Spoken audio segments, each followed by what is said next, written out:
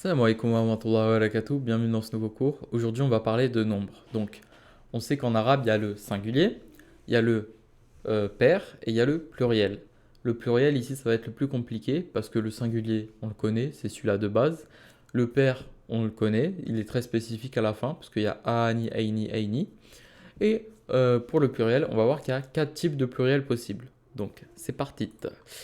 Donc, comme j'ai dit, pour le singulier, on a un, an, in. Donc on connaît muslimun, musliman, muslimin et muslimatun, muslimatan, muslimatin pour le singulier.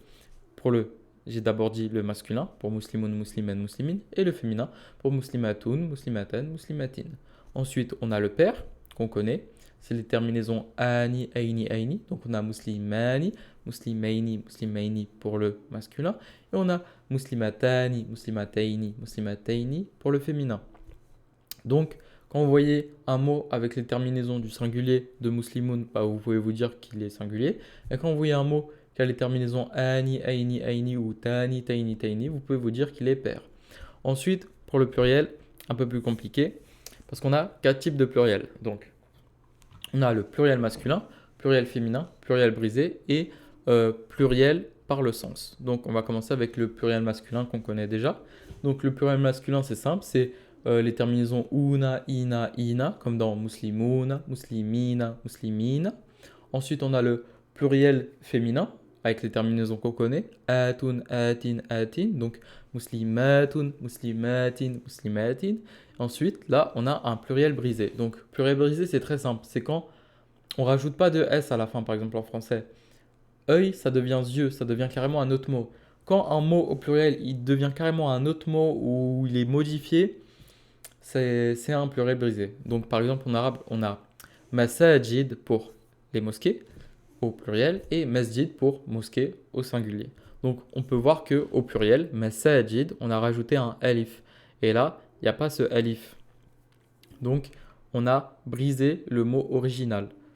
Donc, ensuite, pour rasulun et rusulun, rasulun, ça veut dire messager, comme rasulullahi, sallallahu alayhi wa sallam, c'est messager au singulier.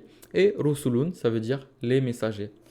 Donc là, on a deux catégories de pluriels brisés. Donc on a les pluriels brisés humains, comme rusulun, et les pluriels brisés non humains, comme masajid.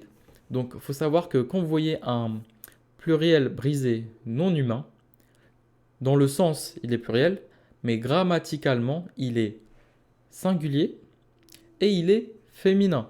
Donc, masajid, les mosquées, en arabe, grammaticalement, pas dans le sens grammaticalement, c'est considéré comme singulier et féminin. Donc, on lui attribuerait, si on devait lui mettre un pronom, on lui attribuerait le pronom elle sans S, le E, L, L, E. Donc voilà, et alors que les pluriels brisés non humains, bah c'est simple, on suit le genre du mot messager masculin.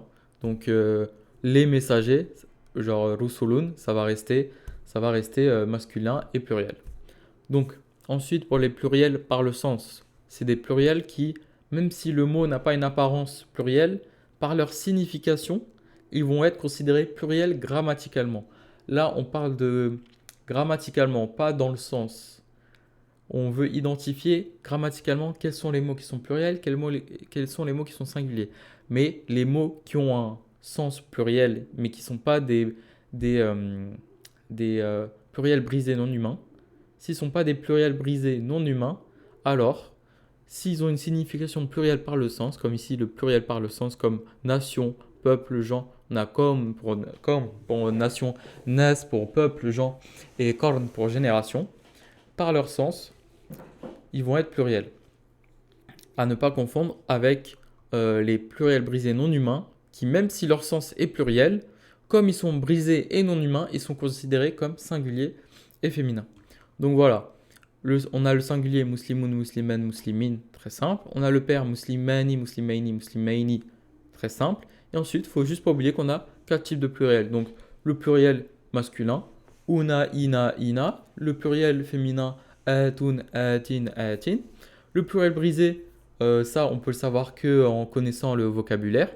Et il faut savoir que dans le pluriel brisé, on a les pluriels brisés humains, comme rusulun, et les pluriels brisés non humains comme masajid. Et on retient bien que les pluriels brisés non humains sont considérés grammaticalement comme singulier et féminin. Et ensuite, on a les pluriels par le sens, comme les mots qaum, nas et qarn. Donc on a nation, peuple, gens et génération. Donc voilà, il faut bien les retenir.